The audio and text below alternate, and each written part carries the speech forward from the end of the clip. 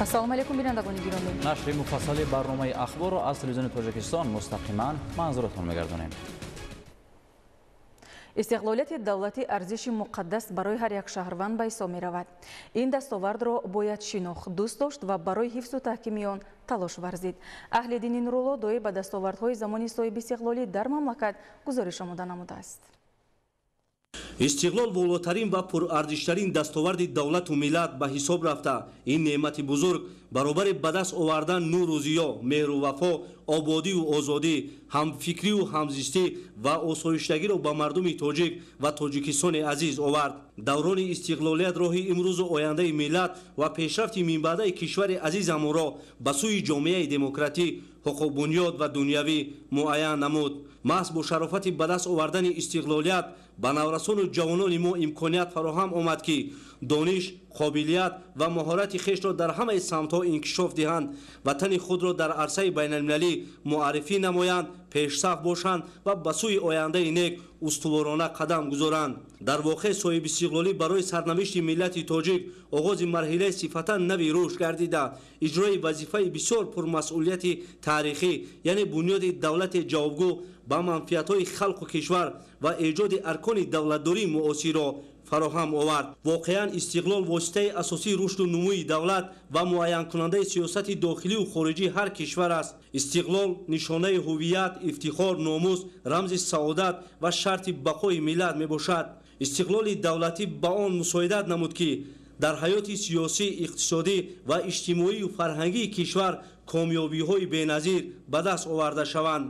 дар баробари ин истиқлол дар назди миллати тоҷик рисолати бузургеро гузошт ки муҳимтарини онҳо ташкили аркони давлати соҳибихтиёри миллӣ, таҳкими сулҳу субот, таъмини амнияти давлат ва ҷомеа, оғози раванди созандагию бунёдкориҳо ва расидан ба сатҳи зиндагии шоистаи мардум мебошад. бояд гуфт ки мустақилияти давлат дар нигоҳ доштани ягонагӣ ва волоияти ҳокимияти давлатӣ дар қаламрави мамлакат ва соҳибихтиёрӣ дар муносибат бо субъектҳои сиёсии байналмилалӣ ифода меёбад. ҷумҳурии тоҷикистон дар арсаи байналмилалӣ ҳамчун давлати демократӣ, ҳуқуқбунёд ва дунявӣ муаррифӣ гардида, бо аксар кишварҳои олам ва созмонҳои ҷаҳонӣ муносибатҳои дипломатӣ ва ҳамкорӣ барқарор намудааст. тоҷикистон узви фаъоли созмони милали муттаҳид, созмони амнiyat ва ҳамкорӣ дар аврупо, иттиҳоди давлатҳои мустақил, созмони аҳдномаи амнияти дастҷамъӣ, созмони ҳамкории шанхай, созмони ҳамкории исломӣ ва чандин ташкилотҳои байналмилалию минтақавии дигар мебошад. падидаи муҳим дар сиёсати хориҷии ҷумҳурии тоҷикистон қабул гардидани пешниҳодҳо дар сатҳи байналмилалӣ мебошад. таҳлилҳо нишон медиҳад ки ташаббусҳои созандаи сарвари давлат ба ҳалли мушкилоти глобалии сайёра аз ҷумла ба масъалаи об равона гардиданд.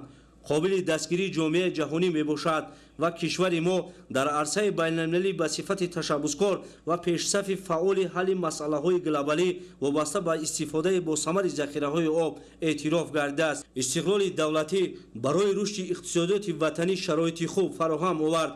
бунёди роҳҳои оҳан ва автомобилгар қадами бузург баҳри иҷрои ҳадафҳои стратегӣ ва омили муҳим баҳри ҳамгироии ҷомеа мебошад. таҷрибаи сиёсӣ нишон медиҳад ки маҳз истиқлол ва ваҳдати миллӣ роҳи инкишофи имрӯзу ояндаи дурахшон ва пешрафти ҷомеаи моро муайян ва самтҳои ба мақсад расиданро равшан сохта, тамоми шаҳрвандонро баҳри амалӣ гардондани онҳо ҳидоят менамояд. чанде пеш дар натиҷаи ба амал омадани офати табиӣ дар деҳаи яхаки ноҳияи нуробод манзилҳои истиқоматии сокинон зарар дида буданд. айни замон дар маҳалли нав бунёди манзилҳои истиқоматӣ барои сокинони аз офати табиӣ зарар дида идома дорад. наврӯзсоҳи азизулло аз ноҳияи нуробод гузориш омода кардааст. дар ин мавзеъ барои 22 оилаи аз офати табиӣ зарардидаи деҳаи яхаки ноҳияи нуробод манзилҳои истиқоматӣ сохта мешавад. рехтани таҳкурсии хонаҳо ба анҷом расонида шуда, чидани хишт идома дорад. коргарону мутахассисон кӯшиш доранд ки корҳои заруриро сари вақт бо сифати баланд ба анҷом расонанд. сохтмони 22 хонаи истиқоматии зарардидагони деҳаи яхаки ҷамоати деҳоти Иззатулло Ҳалимов бо маром идома дорад. корҳои сохтмонӣ аллакай дар қисмати таҳкурсӣ пурра ба итмом расидааст. чидани хишт аллакай оғоз карда шуд. тибқи سپارش پیشوای معظم ملت در مهلت معین شده ما تصمیم گرفتیم که پورا انشاءات را تا موسم سرما انیختر تا ماهای سپتامبر پورا با اتمام رساندن مردم ضرردیده را به جای نو زیستشان کشانیم. ساکنان مملکت در دایره سیاست اجتماعی رهبری دولت پیوسته دستگیری می‌یابند. مسئله ساختمانی برای بنیاد منزل‌های استقامتی از جانب حکومت جمهوری تاجیکستان دسترس کرده شده است. کارهای ساختمانی از جانب مقامات اجرایی حکومت دولتی ناحیه نورآباد با سهامگذاری فعالان تشکیلات و مؤسسه‌ها و ساکنان محلی جریان دارد. امروز هدف به اجرای سریع‌وقتی سپارش اساسگذار صلح و وحدت ملی پیشوای ملت پرزیدنت جمهوری تاجیکستان محترم امامعلی رحمان و در کوتاه‌ترین مهلت ساخته به استفاده دادن منزل‌های استقامتی روانه کرده شده است. در محل نو راه از جانب وزارت نقلیات جمهوری تاجیکستان ساخته شده، برق از طرف وزارت انرژتیک و ذخیره‌های آب و آب نوشاکی از جانب کارخانه واحد دولتی خواجگی منزلی و کمونالی باید تامین کرده شود. در مجموع برای زیست در این محل نو بنیاد تمام شرایط مطابق با طلبات زمان کنونی تامین کرده می شود. طبق دستور سپارش‌های رئیس حکومت جمهوری تاجیکستان رئیس کمیسیون حالات‌های فوق‌العاده در اینجا استادی برطرف‌سازی رفع عاقبت‌های آفت‌های طبیعی تأسیس شده است. این زمان برای 22 نفر شهروندان ساختمان منزل استقامتی رفته شده است. مسئله ساختمانی و دیگر کارهایی که در اینجا باید انجام گیرند یگان مشکلات نیست و در مهلت‌های معین شده ساختمان منزل استقامتی به انجام رسانده می شود. یادآور باید شد که سال روان آفت طبیعی باعث خراب گردیدن منزل‌های استقامتی ساکنان دهه یخک شده بود. امروز هدف حکومت مملکت به آن روانه کرده شده است که با ساکنان از آفت طبیعی ضرر دیده دهه یخک ناحیه نورآباد شرایط ضروری برای زیست فراهم آورده شود. نتیجه دستگیری و غمخواری رهبری دولت 22 عائله از آفت طبیعی ضرر دیده را با شرایط زمانوی استقامت تامین می‌کند. وسعت ساختمان از جانب مقامات اجرایی حکومت دولتی ناحیه نورآباد با سهامگذاری فعالان ساکنان محلی و تشکیلات و مؤسسه‌ها تامین کرده شده است.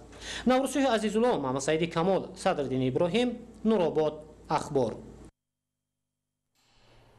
با مقصد عملی سازی یکی از هدف‌های استراتژی حکومت جمهوری تاجیکستان صنعت کنونی با سرعت مملکت در ولایت مختار کوهستانی بدخشان شرایط مساعد فراهم آورده شده.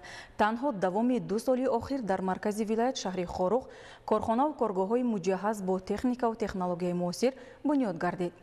کارخانه بهار عشق از زمره کارخانه‌هایی است که محض در این دوران به فعالیت آغاز نموده به استحصال لباس مکتبی و نمودهای لباس‌های توصیوی و اداروی مشغول می‌باشد. گزارش ماهیره طاهر در این خصوص. در قطار دیگر سوهای حیاتاً مهم خواجگی مملکت دوام سالهای صاحب استقلالی کشور توجه حکومت جمهوری تاجیکستان به روند صنعت‌کنونی با صورت مملکت با تأسیس جایهای نویکاری و بهبودی نیکاوالی خلق اعتبار مخصوص داده می شود. در حدود ولایت بدخشان به حالت امروزه بیش از 120 کارخانه خرد و بزرگ فعالیت دارند که به استحصال محصولات رقابت‌پذیر و به صادرات نگرانیده شده مشغول می باشند. با اعلان مرحله نوی رشد این گوشه زیبای کشور در ولایت تنها در یک سال اخیر بیش از 45 کارخانه نوی صنعتی مورد بهره برداری قرار داده شدند که به وسیله تأسیس آنها مجموع محصولات صنعتی 2 برابر افزایش یافته. سطح کم بضاعتی میان اهالی به تدریج کاهش داده شد. محض در 2 سال اخیر در ولایت مختار کوهستان و بدخشان یک قطار کارخانه‌های صنعتی انشاءات‌های مهم تعیینات اجتماعی ساخته شده بودند که ساکنان محلی ولایت مختار کوهستان و بدخشان با جای کار تامین گردیده بودند و باید قید نماییم که محض در ظرف 2 سال اخیر در حدود ولایت مختار کوهستان و بدخشان در ساحه استقلال انرژتیکی یکی از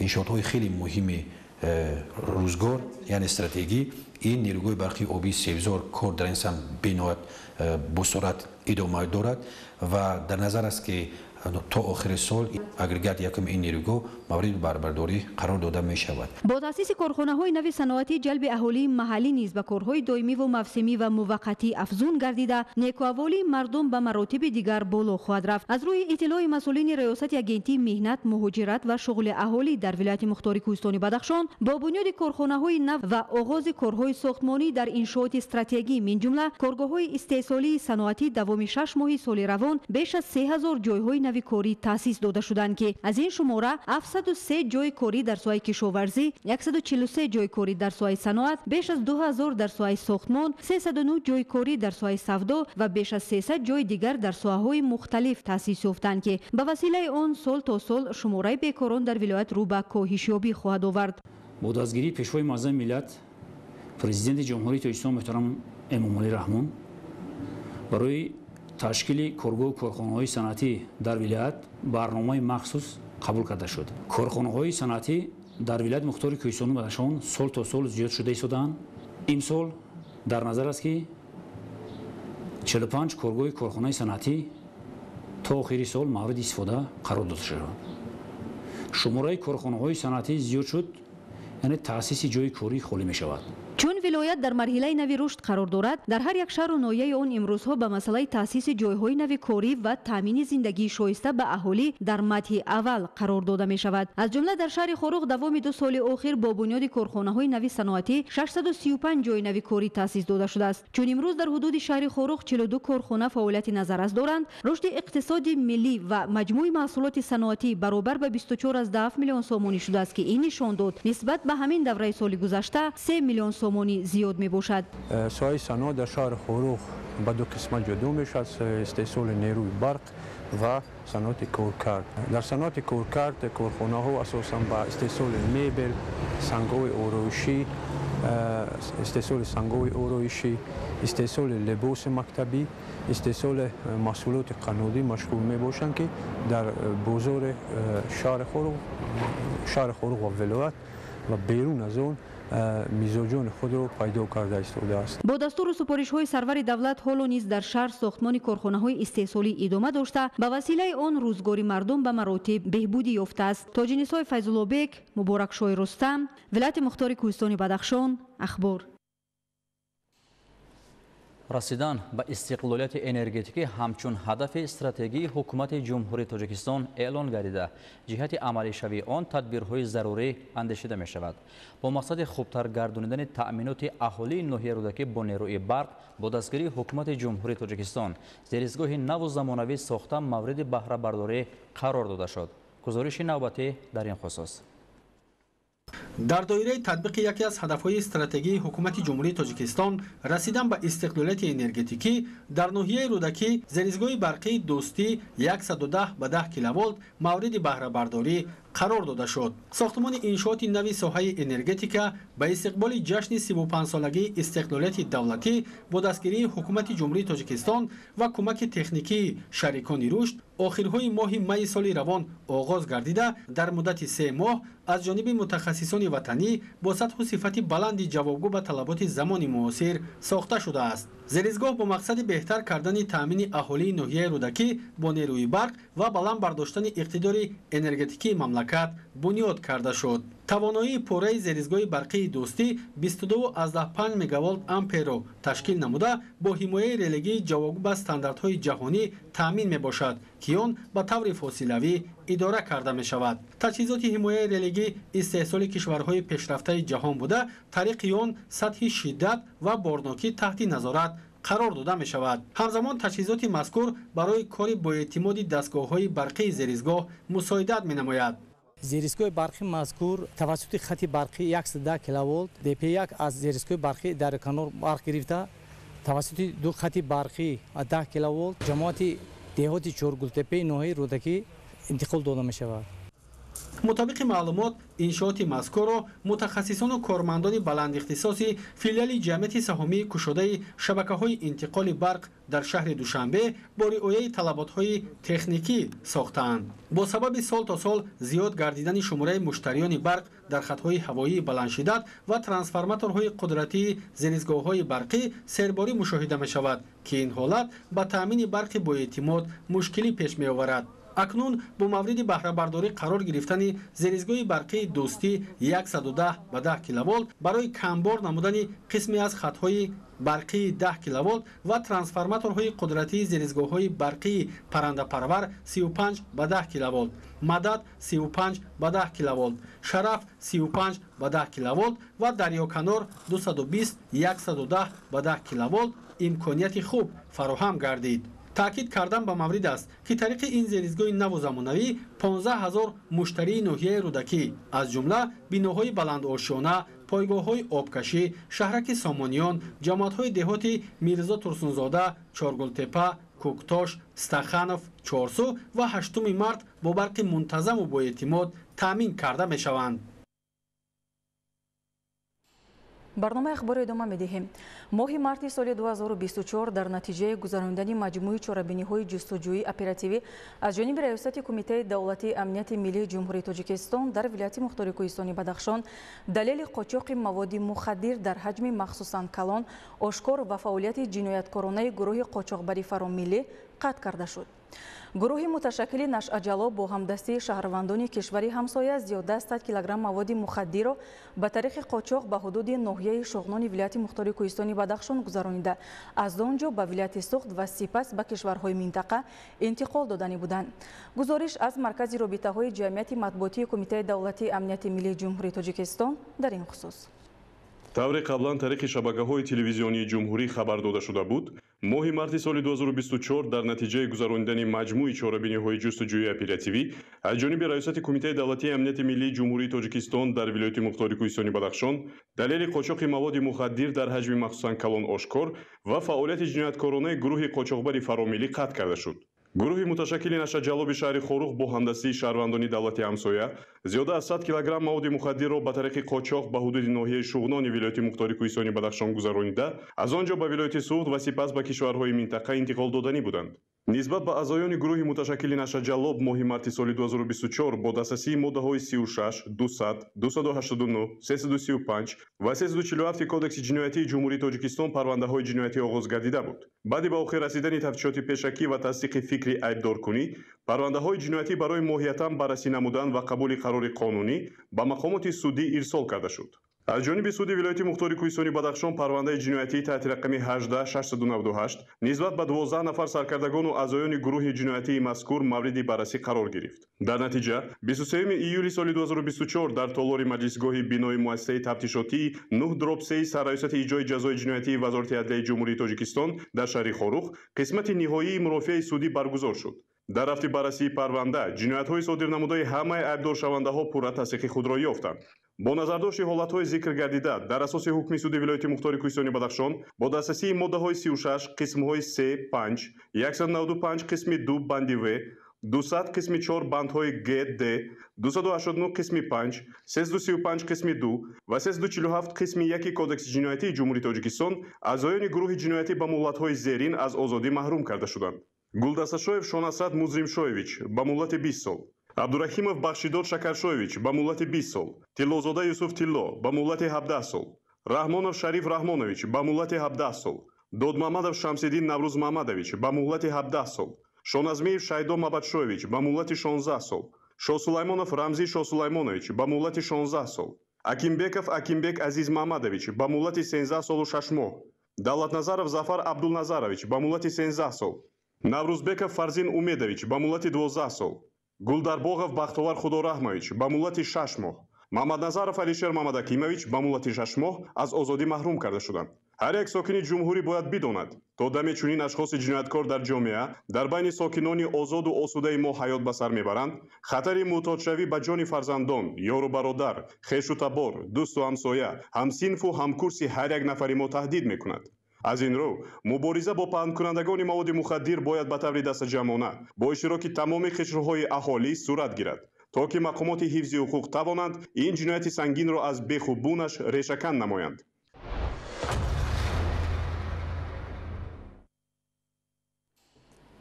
дар асоси дастуру супоришҳои ҳукумати ҷумҳурии тоҷикистон бо мақсади дастрасии аҳолии шаҳри хорух ба маводи ниёзи аввал ва маҳсулоти озуқаворӣ ярмарка фурӯш баргузор гардид. дар ярмарка маҳсулоти таротозаи кишоварзӣ ва озуқаворӣ аз ҷониби агентии захираҳои моддии давлатии назди ҳукумати ҷумҳурии тоҷикистон дар вилоят бо нархи нисбатан то 40% арзонтар аз бозор ба савдо гузошта шуд. шарҳи тоҷинисои файзуллобек. дар заминаи иқдомҳои неку шоистаи давлату ҳукумати ҷумҳурии тоҷикистон ҷиҳати таъмини зиндагии шоиста барои ҳар як сокини мамлакат ва ғанӣ гардондани дастархони ҳар як хонавода дар рӯзҳои гарми фасли тобистон дар шаҳри хорух бо ташаббуси мақомоти иҷроияи ҳокимияти давлатии вилояти мухтори кӯҳистони бадахшон ва агентии захираҳои моддии давлатии назди ҳукумати ҷумҳурии тоҷикистон дар вилоят дар ҳошияи иҷрои дастуру супоришҳои асосгузори сулҳу ваҳдати миллӣ пешвои миллат президенти ҷумҳурии тоҷикистон муҳтарам эмомалӣ раҳмон ярмаркаи фурӯши маҳсулоти кишоварзӣ کشاورزی برگزار گردید و ساکنان شهر و ناحیه‌های ولایت توانستند محصولات خوش‌صفت را خریداری نمایند. هدف از راه اندازی یارمارکه فروش محصولات کشاورزی و آذوقه‌واری برای تامین نمودن ساکنان شهر با محصولات نیاز اول با نرخ نسبت بازار ارزان عنوان کرده شد. زیرا در یارمارک از جانب کارمندان اگنتی ذخیره مادی دولتی نزد حکومت جمهوری تاجیکستان با نرخ نسبت ارزان محصولات خوش‌صفت کشاورزی و آذوقه‌واری به فروش گذاشته شد. مشاهده گردید که ساکنان شهر خروق و گرد و اطراف ولایت محصولات آذوقه‌واری را در چنین یارمارکه‌های پیوسته جهت غنی گرداندن دسترخوان هر یک ساکن شهر با خوشنودی قبول نمودند و در تامین خانوادگی با محصولات تر و تازه کشاورزی و آذوقه‌واری موقع شایسته گذاشتند. راه اندازی نمودن یارمارکه فروش محصولات کشاورزی و آذوقه‌واری به فراوانی دسترخوان هر یک خانواده نگرانیده شده است و از جانب اهالی شهر خروق خوش پذیرفته شده. محصولات به فروش گذاشته کشاورزی و آذوقه‌واری خریداران خود را پیدا نمودند. تاج نسای فیض‌الله بیگ، مبارک شاه رستم، شهر خروق، اخبار. کشاورزان ولایت سوخت با مقصد تامین امنیت آذوقه‌واری و فراوانی بازار داخلی زمین را ثمرناک و عاقلانه استفاده برده همساله مساحت کشت زراعت و حجم استحصال محصولات کشاورزی را زیاد می‌نمایند. به حالت 1 ایولی سال روان در همه شکل‌های خواجگیداری ولایت در مساحت بیشتر از 280,000 گکتار غله‌دانگی، پخته، کارتوشکا، سبزیجات و پالیزی و خوراک چاروا کشت کرده شده است. تفصیلات بیشتر در گزارش عبدالوهاب عبدالستار و الیاس بابجان. امسال хоҷагидорони вилояти Суғд дар баробари дигар намуди зироати кишоварзӣ масоҳати кишти пахтаро ҳам зиёд намуданд. Дар муқоиса ба соли гузашта масоҳати кишти пунбадона дар 7 шаҳру ноҳияи пахтакори вилоят 7300 гектар зиёд карда шуд. мавриди зикр аст ки кишоварзони вилоят дар парвариш ва истеҳсоли пахта таҷрибаи ғанӣ дошта соли равон дар ҳамаи шаклҳои хоҷагидорӣ дар масоҳати 52438 гектар пунбадона кишт карданд ва азму талоши деҳқонон ба он равона шудааст ки имсол ҳосилнокӣ баланд ва дурнамои истеҳсоли пахта ки ҳамчун ашёи хом барои рушди саноати мамлакат муҳим мебошад иҷро карда шавад. дар вилоят пахта асосан дар шаҳру ноҳияҳои Конибодом, Бобоҷон Ғафуров, Зафаробод, Мастшоҳ, Ашт, Ҷаббор Расулов ва Сипитамен кишту парвариш карда мешавад. имсол кишти пахта дар вилоят даҳаи 3 моҳи март оғоз гардида буд. ба хотири рӯёнидани ҳосили дилхоҳ деҳқонон бо маслиҳати олимону мутахассисони соҳаи кишоварзӣ барои кишт навъи тухмиҳои серҳосили ватанию хориҷиро интихоб намуданд. айни замон ниҳоли зироати пахта нашъунамои хуб дошта бо мақсади рӯёнидани ҳосили дилхоҳ хоҷагидорон ба обмонӣ ва коркарди байни қаторҳо машғуланд. барои сари вақт корҳои агротехникӣ гузаронданд, сари вақт барои озуқидии пахтазор ва сарчинкунии пахтазор аз тарафи мутахассисон маслиҳатҳои муфид дода мешавад. имрӯз аллакай дар майдони зиёда аз 35000 гектар сарчинкунии пахта гузаронда шудааст ва аллакай деҳқонон 3 маротиба озуқидиҳиро дар пахтазорро гузаронданд ва нисбат ба солҳои гузашта нашнамои пахта хуб мебошад. истифодаи оқилонаю самараноки замин омили муҳим дар самти таъмини аҳолӣ бо маҳсулоти хушсифати кишоварзӣ ба ҳисоб рафта ҳолати феълии ҷомеаи ҷаҳонӣ тақозо мекунад ки деҳқонон раванди такрорistеҳсолкуниро тақвият бахшанд. бояд давоми сол аз заминҳои обӣ 2-3 ва зиёда аз он ҳосил ҷамъоварӣ карда шавад.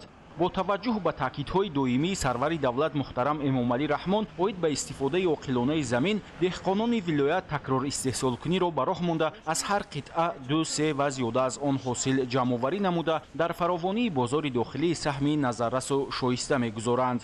мавриди зикр аст ки дар моҳҳои июн ва июл зироати ҷав ва гандум инчунин картошка ва сабзавоти барвақтӣ пурра ҷамъоварӣ гардида дар заминҳои холишуда кишти такрории зироат ба роҳ монда шуд. асоси кишти такрориро зироати мошу лӯбиё, шолӣ, тарбуз, лаблабу, шалғам, сабзӣ, ҷуворимакка, бодирингу помидор, карам ва хӯроки чорво ташкил дода хоҷагидорон барои гирифтани ҳосили дилхоҳ, додани озуқа, обмонӣ ва коркарди заминро мутобиқи талабот ба роҳ мондаанд. мақсад таъмини фаровонии бозор, саҳм гузоштан дар татбиқи ҳадафи стратегии давлату ҳукумати мамлакат, таъмини амнияти озуқаворӣ буда, кишоварзон бо истифодаи имконияту иқтидорҳои мавҷуда нақша доранд ки имсол масоҳати кишти такрориро дар ҳамаи шаклҳои хоҷагидорӣ ба 40,000 гектар расонанд. то имрӯз 92% кишти такрорро иҷро намудем. асосан 60% кишти такрорӣ бояд донагиҳоро дар бар гирад.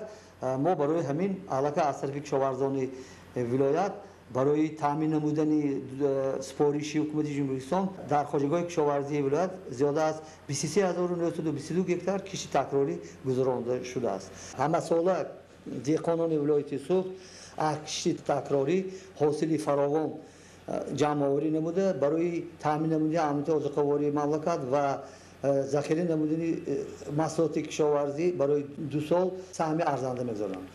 در ولایت سوخت جهت تامین فراوانی بازار در آینده نیز با وارد نمودن زمین‌های بکارخوابیده به گردش کشاورزی روند کشت و پرورش زراعت از جمله غله‌دانگی‌ها، پخته، کارتوشکا، سبزیجات و پالایزی‌ها تقویت بخشیده می‌شود و خواجگیداران در تامین بازار استعمالی با محصولات تر و تازه کشاورزی سهمی ارزنده می‌گذارند.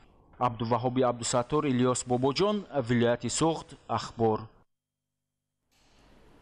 در ادامه چورابینی‌ها به استقبال جشن 33مین سالگرد استقلال دولتی در شهر باختر چورابینی باشکوه تحت عنوان شام استقلال برگزار گردید. گزارش اسماعیل صاحب نظر و موسی نور محمد.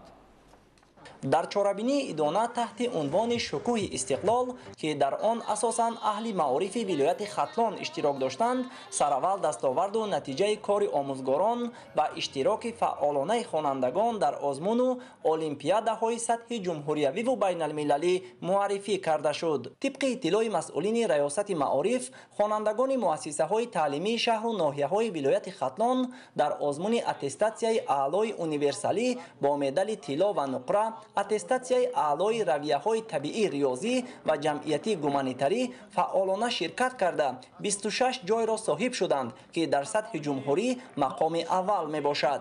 در وضعیت مناسب افتخارنامه های وزارت معارف و علم کشور به غالبان آزمون نامبرده تقدیم کرده شد. غالب آزمون اتستات اعلای رویه طبیعی ریاضی با مدال طلا می باشم. اینچنین دو کرته غالب آزمون جمهوریوی از فن متماتیک هستم و گیرنده استیپندیای پرزیدنت جمهوری تاجیکستان نیز می باشم. ما جوانان سعادتمند دوران صاحب استقلال تاجیکستان توجه و غمخوری های بی‌نهایت زیاد پیشوای معظم ملت را نسبت به خودمان با خوبی احساس می کنیم که یکی از غمخوری ها در سطح دولتی قبول و عملی کردن استراتژی ها و برنامه های صحابی می باشد. خوشبختانه باعث سعادت و سرفرازی ما جوانان کشور است که در سیمای اساسگذار صلح و وحدت ملی پیشوای ملت پرزیدنت جمهوری تاجیکستان محترم امام علی رحمان پشتیبان واقعی و پرستار بی‌واسطه خود را درک کرده ایم. این همه غمخوری ها و برگزار شدن آزمون های جمهوری و بین المللی به ما جوانان امکانیت می دهد که سطح دانش خود را پره گردانیده تفکر معنوی خود را باز هم وسیع‌تر گردانیم. آزمون برگزار گردیده در حقیقت شفاف گذرانده شده و در سطح بلند گذرانده شده و ما جوانان وعده می دهیم که این هنوز قدم اولین ما در ساحه هم معارف و هم در ساحه ایجادیات تمام بوده. کوشش میکنیم که در آینده باز هم دانش خود را صیقل داده در پیشروی وطن عزیزمان سهم ارزنده خود را گذاریم. در چورابینی ایدانه تحت عنوان شکوه استقلال در شهر باختر ذکر گردید که محض استقلال دولتی هویت ملی مردم را به زینه کاملا نو برداشت و برای تقویت و گسترش پیدا کردن وحدت تمام ساکنان تاجیکستان زمینه پایدار فراهم آورد. ذکر گردید که دوام نیم ساله یکم سال جاری در ولایت ختلان 32 انشاءات ساحه معارف با 213 صنفخانه برای 5325 جای نشست ساخته به استفاده داده شده است. در حال حاضر باشد در همه شهر و ناحیه های ولایت در 1065 انشاءات ساحه عبارت از 1137 صنفخانه کارهای ساختمانی ادامه دارد. در این روزهایی که مردم تاجیک به جشن استقلالیت آمادگی میگیرند، خوانندگان مؤسسه‌های تعلیمی ما با موفقیت خیلی کلان نائل گردیدند. در جمهوری یکی از آزمون‌های بسیار بانفوذ این آزمون به دست آوردن اتستات اعلای رویوی و اتستات اعلای اونیورسالی با مدال طلا و نقره می باشد که خوانندگان مؤسسه‌های تحصیلات میانه عمومی ولایت ختلان از سال گذشته دیده این سال زیادتر اتستات‌های اعلا به دست آوردند. واقعا هم استقلال دولتی، وحدت ملی، تطبیق سیاست با برای رهبریت عالی و جانبداری و سهمگذاری ساکنان در همه منطقه ها باعث رشد خواجگی خلق مملکت گردیده. در این روند در برابر تامین روزگار شایسته ساکنان، تاجیکستان را در عرصه جهان همچون جمهوری تشبثکار دارای امکانیت‌های وسیع استحصالی و سیاحی، مردمان با خرد و وطن دوست و صاحب تمدن و مهمان نواز معرفی کرده است. در برنامه رنگین فراغتی، هنرمندان کسبی و هوسکاران مؤسسه های تعلیمی ساحه معارف ولایت با پیشنهاد سرود و آهنگ های ترنمگر وطنداری، صلح و استقلالیت و دیگر ارزش های ملی و دولتداری خاطر اشتراکچیان چاره‌بینی شکوه استقلال را بالیده گردانیدند. اسماعیل صاحب نظر، موسی نور محمد، شهر باختر، اخبار. дар доираи омодагиҳо ба истиқболи ҷашнҳои миллӣ дар ноҳияи Мир Саид Алӣ Ҳамадонӣ тибқи нақшачорабиниҳои роҳандозӣ намудаи мақомоти иҷроияи ҳокимияти давлатии ноҳия дар ҷамоатҳои деҳот баргузории чорабинии фарҳангии шоми дӯстӣ тарезӣ шуда мунтазам доир карда мешавад. ин навбат чунин маҳфили фарҳангӣ фароғатӣ дар ҷамоати деҳоти қаҳрамони ноҳия бо фарогирии доираи васеъи қишрҳои гуногуни ҷомеа баргузор гардид. гузориши Олим Носирзода.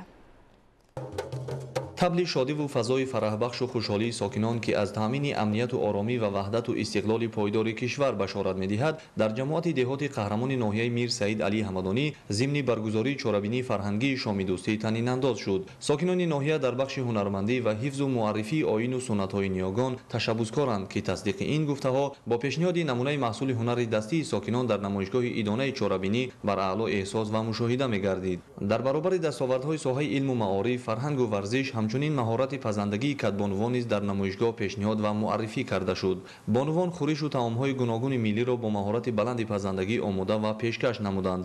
чорабинӣ бо ташаббуси мақомоти иҷроияи ҳокимияти давлатии ноҳия дар доираи омодагиҳо баҳри истиқболи сазовор аз ҷашни 35-солагии истиқлолияти давлатӣ нақшагузорӣ шуда мунтазам дар ҷамоатҳои деҳоти ноҳия баргузор карда мешавад.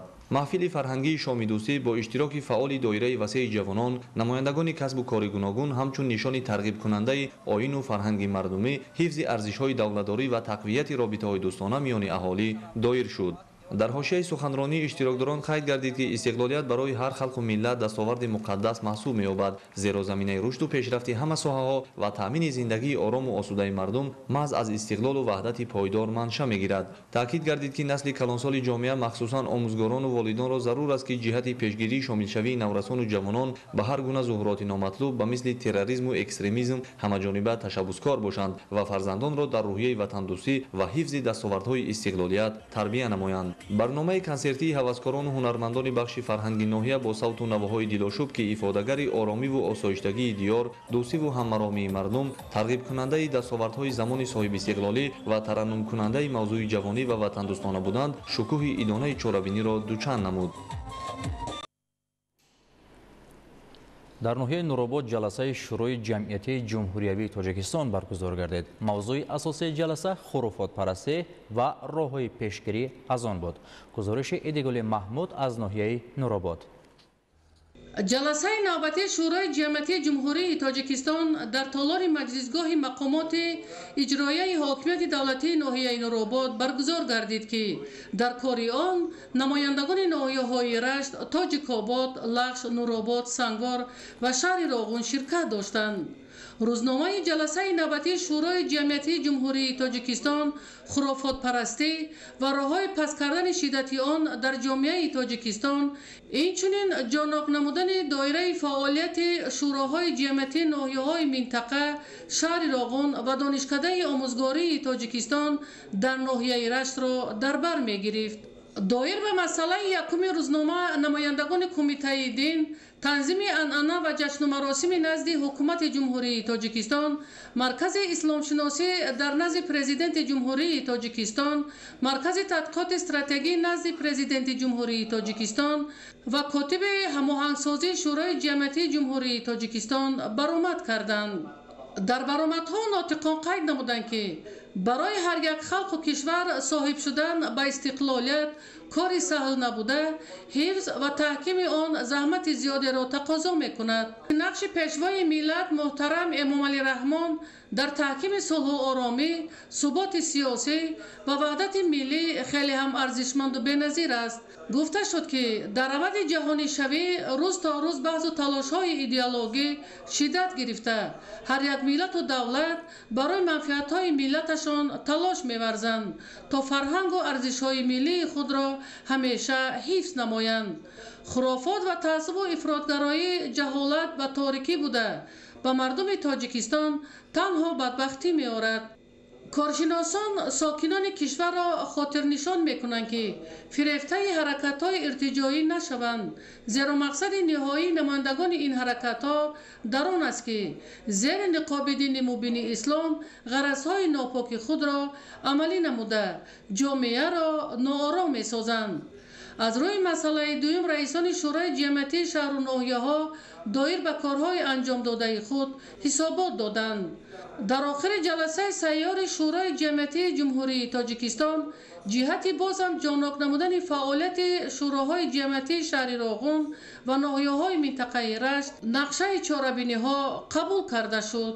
ایدگل محمود، دادرجان میرزازاده برای برنامه اخبار از ناحیه نورآباد.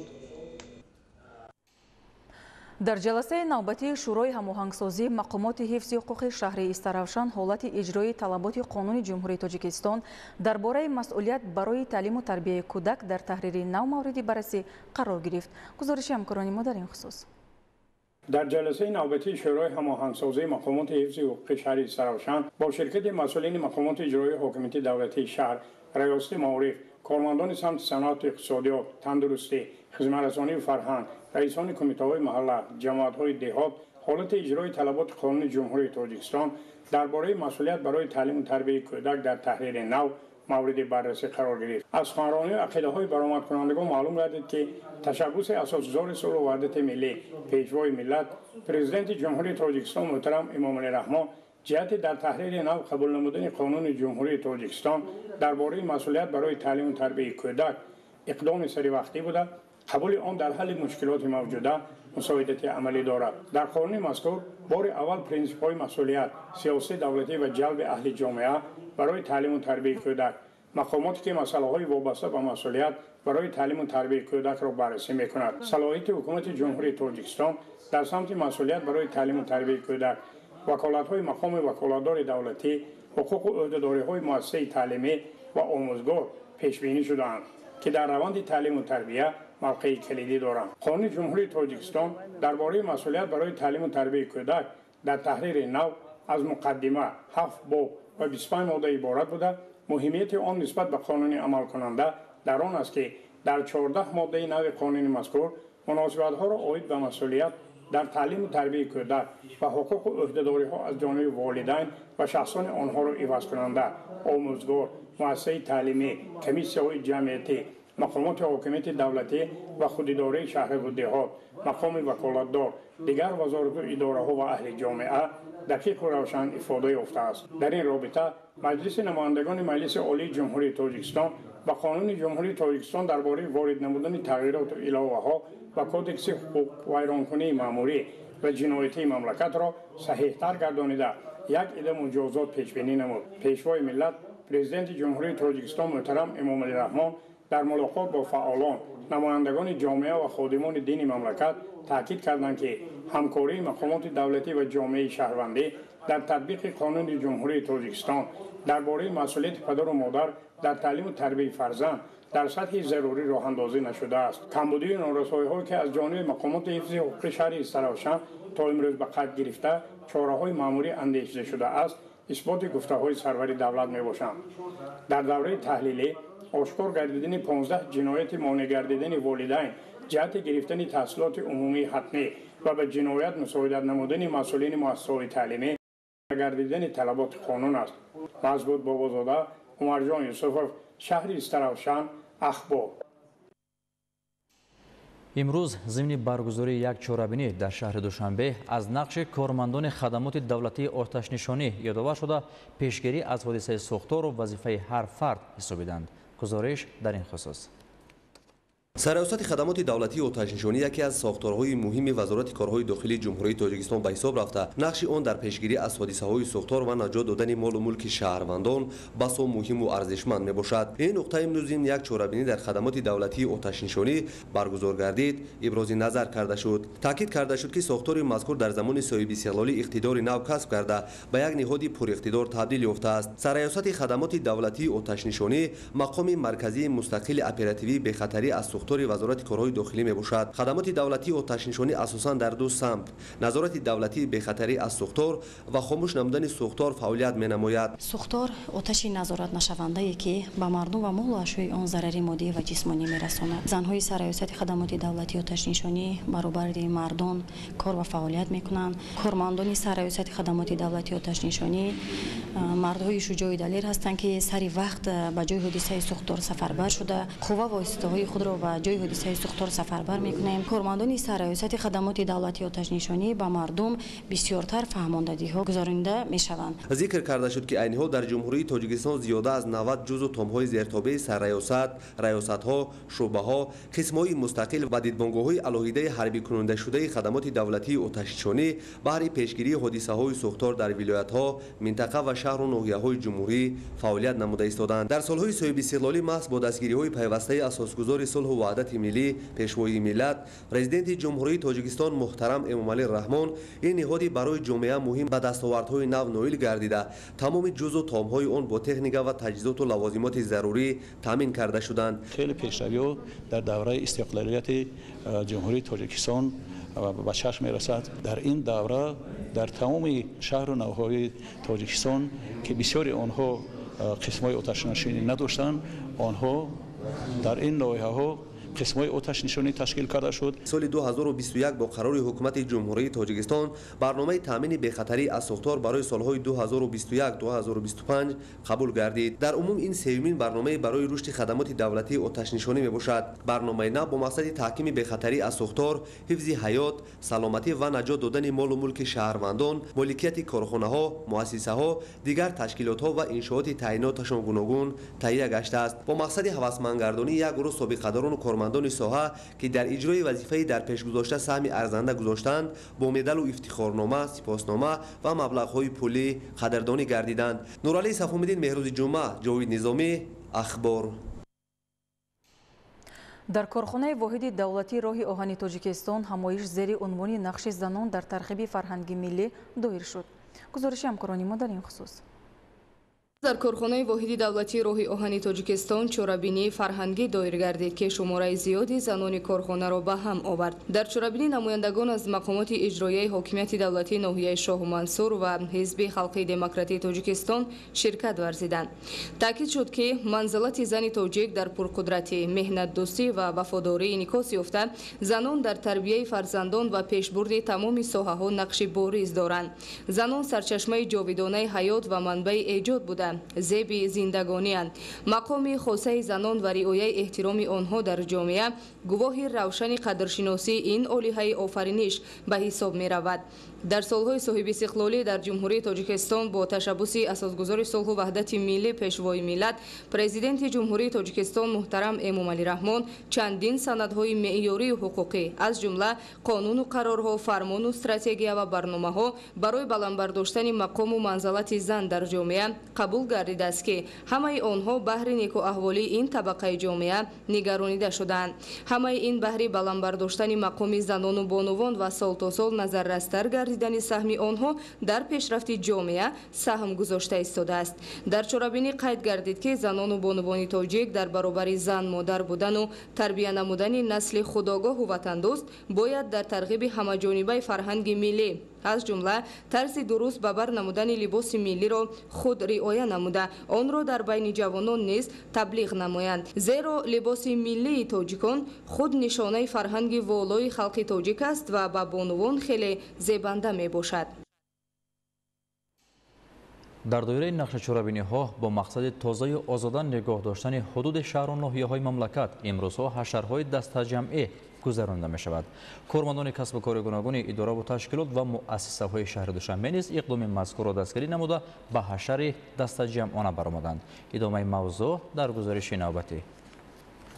тоза нигоҳ доштани маҳаллии зист, атрофи биноҳои маъмурию истиқоматӣ, ташкилоти корхона масъулияти ҳар як шаҳрванд ба шумор меравад. ҳар яки мо вазифа дорем ки дар тозаю озода нигоҳ доштани муҳити атроф ва сарсабзу хуррамгардонии он саҳми арзандаи худро гузорем. дар асоси дастуру супоришҳои раиси шаҳри Душанбе муҳтарам Рустами Эмомалӣ бо иқдоми кумитаи ҳифзи муҳити зисти шаҳри Душанбе ва ноҳияи Исмоили Сомонӣ бо иштироки кормандони касбу кори гуногун аксияи тозагӣ гузаронида шуд. чунин чорабиниҳои мақсаднок баҳри беҳдошти муҳити зист ва баланд бардоштани сатҳи маърифати экологии шаҳрвандон дар шаҳраку маҳаллаҳо, хиёбонҳо ва дигар роҳҳои ҳудуди пойтахти мамлакат шаҳри Душанбе пайваста гузаронида мешавад. برای در سطح بلند قبول نمودن مهمانان سیاحان خارجی و داخلی، یعنی که تازگی محیط زیست، این بسیار هم با منفعت کار است و مقصد از این برگزاری شنبه‌ها برای باز هم آباد و زیبا، برای باز هم فضای یعنی اکولوژی شهر دوشنبه را تازه نگاه کردن مساعدت کننده می باشد. дар ҷараёни чорабинии экологӣ иштирокдорон атрофи биноҳои истиқоматии ҳудуди ноҳияро аз гулхорҳо, зарфҳои пластикӣ, партовҳои гуногун тоза намуданд. ҷиҳати баланд бардоштани маърифати экологии аҳолӣ, фарҳанги шаҳрнишинӣ ва риояи муқаррарати қоидаҳои тартиботи ҷамъиятӣ, ободонию санитарӣ байни аҳолӣ пайваста корҳои фаҳмондадиҳӣ гузаронида мешавад. ин тадбири муҳими экологӣ минбаъд низ ҳар ҳафта рӯзҳои шанбе гузаронида шуда, дар ин замина тозагӣ дар сатҳи зарурӣ таъмин карда мешавад. дар рӯзҳои гармии фасли тобистон партофтани партовҳо дар маҳалҳо, ҷӯйбору наздикии манбаъҳои об боиси ҳолати бади экологӣ ва олудашавии манбаъҳои об мегардад. аз тарафи бахши ҳифзи муҳити зисти шаҳри Гулистон ва ноҳияи Бобоҷон Ғафуров дар назди обанбори баҳри Тоҷик аксияи тозагии соҳил гузаронида шуд. гузориши Маҳмуд Аҳмадзода ва Дилшод Юсуфӣ. аз ҷониби сарраёсати ҳифзи муҳити зисти вилояти Суғд бо мақсади тоза нигоҳ доштани манбаъҳои об аз партовҳо, зарфҳои пластикӣ имрӯз дар соҳили обанбори баҳри Тоҷик аксияи тозагии соҳил доир карда шуд. ин тадбири муҳими ҳифзи манбаъҳои об аз олудашавӣ ва баланд бардоштани маърифати экологии аҳолӣ роҳандозӣ гардида, кормандони бахши ҳифзи муҳити зисти шаҳри Гулистон ва ноҳияи Бобоҷон Ғафуров сокинон фаъолона ширкат варзиданд. соҳили баҳри Тоҷик дар мавзеи шаҳри Гулистони вилояти Суғд аз минтақаҳои ба ҳисоб меравад, ки дар ин ҷо барои сайру истироҳати сокинон осоишгоҳҳои Баҳористон, Шифо, Соҳил, Шоҳин ва дигар якчанд фароғатгоҳҳо фаъолият дошта, дар фасли тобистон рӯзҳои гармӣ дар баробари сайёҳону меҳмонон ҳар рӯз садҳо нафар сокинони шаҳру ноҳияҳои вилоят барои истироҳат ва обозӣ ба ин минтақа меоянд. барои истироҳати хотирмон ва сайру истироҳати меҳмонону сайёҳон дар аксии тозагии соҳил, сокинони шаҳри Гулистон ва ноҳияи Бобоҷон Ғафуров масъулияти шаҳрвандӣ ҳис карда, беш аз 300 нафар баҳри тозагии соҳил манбаъҳои об саҳмгузорӣ намуданд. барои тозакунӣ ва ободонии шаҳри Гулистон саҳми худро расонида истодаем. тозагӣ ин гарави саломатӣ мебошад, зеро ки танҳо ҷо тоза бошад, экология тоза мешавад ва саломатӣ аҳамияти муҳим дорад. дар соҳили обанбори баҳри Тоҷик барои гирифтани ашё, зарфҳои пластикӣ, қуттиҳои махсус ташкил ва гузошта шудааст. табиист, ки дар рафти истироҳату фароғат барои рафъи ташнагӣ, истеъмоли ғизои хушк аз зарфҳо, ашёи пластикӣ яккарата, дигар воситаҳо истифода мешавад ва баъди истифода аз ҷониби бархи шаҳрвандон дар ҷойҳои ғайримуқаррарӣ партофта мешавад, ки дар ин ҳолат ҷамъшавии зарфҳо боиси олудагии манбаъҳои об мегардад. аз ин лиҳоз тозагии манбаъҳои об соҳил аз масъалаҳои асосӣ ба ҳисоб меравад. дар аксияи тозагии соҳил зиёда аз 14 метри куби партовҳои бесоҳиб бароварда шуд ва дар партовгоҳи асосӣ бурда расонида шуд. дар шаҳри Гулистон сайёҳҳо бисёр ба назар мерасад. аз ин лиҳоз мо бахши ҳифзи муҳити шаҳри Гулистон бисёр тасмим гирифтем, ки дар як ҳафта як бор аксияи тозагии соҳил гузаронида истода. зиёда аз 8 адад қуттиҳои махсуси партовии пластикӣ гузошта шудааст аз тарафи бахши ҳифзи муҳити зист ба таваззуни корхонаи оҷагии манзилити камналӣ гузаронида шудааст. аксияи тозагии соҳил ва маҳал аз ҷониби кумитаи ҳифзи муҳити зисти назди ҳукумати ҷумҳурии Тоҷикистон, сарраёсати он дар вилояти Суғд бо мақсади татбиқи нишондодҳои 10-солаи байналмилалии амал об барои рушди устувор солҳои 2018-2028, беҳбуд бахшидан ба вазъи экологӣ, тозагии соҳили дарё, баланд бардоштани маърифати экологии аҳолӣ амалӣ гардид, ки танҳо дар минтақаи соҳили баҳри Тоҷик зиёда аз 300 нафар ҷалб шуданд. барои ҷамъоварии партов иштирокчиёни аксияи тозагии маҳал бо халтаҳои полиэтиленӣ, дастпӯш, либос ва кӯлоҳи муҳофизатӣ аз нури офтоб таъмин карда шуданд. شعبه حفظ محیط زیست در نام باباجان غفورов با در یک جایگی بخش حفظ محیط زیست شهر گلستان تصمیم گرفتیم که عکسای تازگی ساحلی رو براه مونده از پرتوها تازه نمودن بحر اقدام گرفتیم برای نپرتافتن پرتوها در جایهای غیر رسمی و اینچنین تازه نگاه داشتن منبع‌های آب کارهای فهماندهی گذرانده می شود. باباجان غفورов و شهر گلستان یکی از موضع‌های سیاحی به حساب می رود که سیاحان نیز آمده در اینجا استراحت میکنند و ما باید شهروندان کوشش کنیم که یک ذره هم پرتو در این منطقه نباید باشد. تدبیر برگزاری عکسی تازگی ساحل در شهر و ناحیه‌های ولایت سوخت بلند برداشتن معرفت و تربیت اکولوژی اهالی راه ندادن به جایگیر نمودن پرتو در ساحل دریا و کانال‌ها جای‌های غیر مقرری آلوده نکردن آب نوشاکی و سهمگذاری در کارهای آبادانی و شکوفایی راه‌اندازی گردیده ساکنان توسط اشتراک در عکسی تازگی ساحل در بهداشت وضع محیط زیست سهم نظر است می‌گذارند. امروز ساکنان محلی، کارمندان تشکیلات و مؤسسه‌ها بخش آبادانی و کارمندان حفظ محیط زیست شهر گلستان و ناحیه باباجان غفورov محض اشیا و دیگر چیزهای نالازم ساحل را جمع‌آوری نموده طریق نقلیات مخصوص و پرتوگاه اساسی انتقال دادند. این تدبیر تازگی به هر مهمان سیاح و ساکنان مملکت روحی تازه می‌بخشد. در ناحیه سپیتامین 139 انشاءات ورزشی موجود بوده. نورستان و جوانان با میل و رغبت زیاد در آنها به مشق و تمرین مشغول می‌شوند. گزارش همکارانمان. هر صبح در ورزشگاه مرکزی ناحیه سپیتامین صحن قصر ورزش و تالار و میدانچه‌های ورزشی پر از نورستان و جوانان است که جهت سلامتی آب و تاب بدن مشق پگاه روزی انجام می‌دهند. راهگردی سلامتی و مشق‌های پگاه روزی با اشتراک شماری زیاد نورستان و جوانان از تدبیرهای مهم سالمی و بردمی بلند برداشتن حالت روحی و جسمانی میباشد که این اقدام در اساس نقشه مقامات اجرایی حکومت دولتی محل بخش کار با جوانان و ورزش تشکیل و عملی می‌شود که شماره ورزشکاران می‌افزاید. در هر قسمت ورزشگاه مرکزی ناحیه از جانب صاحب تخصصان ساحه از روی نمود فوتبال نورستان مشغول تمرین، دویدن، مانعه‌ها را گذشتن، ارسال توپ به همدسته خود و دروازه وارد ساختن توپ از مسافه نزدیک بوده در سن نورسی مشغول شدن به ورزش دوست داشته خود عامل مهم به حساب می‌رود. در ناحیه سپیتامین یک ورزشگاه کلان، 95 میدان و 37 تالار ورزشی، 5 حوض شناوری، یک مجمع ورزشی در مرکز ناحیه، محله‌ها و جماعت دیهات عمل می‌کنند که برای استفاده ساکنان ناحیه شرایط معیاری مهیا است. در مکتب مخصوص ورزشی ناحیه در 71 گروه نزدیک 1000 نفر نورستان و جوانان از این 290 نفرشان را دختران تشکیل می‌دهد از روی 16 نمود ورزش مشق و تمرین می‌نمایند. در 6 ماهه سال 2024 مشق‌ورزان ما از مسابقه‌های جمهوریوی 18 مدال طلا، 24 مدال نقره و 27 مدال برنجی به دست آوردند. اینچنین در چمپیونات آسیا اشتراک نمودند دستپروران مکتبی ما. از چمپیونات آسیا بین بانوان یک دستپرور ما سزاوار جای سوم شده مدال برنجی را به دست آورد و در تاسکلاه بزرگ در شهر ابودابی اوید به کشتن جوجیتسو اشتراک نموده یک مدال طلا و یک نقره و یک برنجی را به دست آوردند. در جماعت دیهات سربند موجود بودن میدانچه‌های ورزشی، تالار ورزشی بالا پوشیده توجه به نمود فوتبال افزوده است. در برابر دسته‌های فوتبال از حساب پسران تشکیل دسته دخترانه از روی نمود فوتبال خرد و اشتراک آنها در مسابقه‌ها بازگوی شوق بلند آنها رشد و عمومی گردیدن ورزش را می‌دهد. در جماعت دیهات استقلال چند سال قبل بنیاد و مورد استفاده قرار دادن مجمع معاصر ورزشی از جانب صاحبکار محلی امکانات بهتر را به وجود آورده است. در مجمع ورزشی حوض شناوری، تالار وزنبرداری، آب و تاب بدن با تجهیزات معاصر ورزشی در این دوره تعطیل تابستانه نورستان و جوانان به مشغولیت سودمند فرا گرفته شدند. مشغول شدن به ورزش برای هر شخص از جهت جسمانی سلامتی بهتر ساختن حالت روانی منفعت کلان دارد و مربی‌های ورزش از مکتب مخصوص ورزشی ناحیه و دوستداران نوهای ورزش در جماعت دیهات نازکی‌های تمرین و آمادگی به مسابقه‌ها را می‌آموزانند.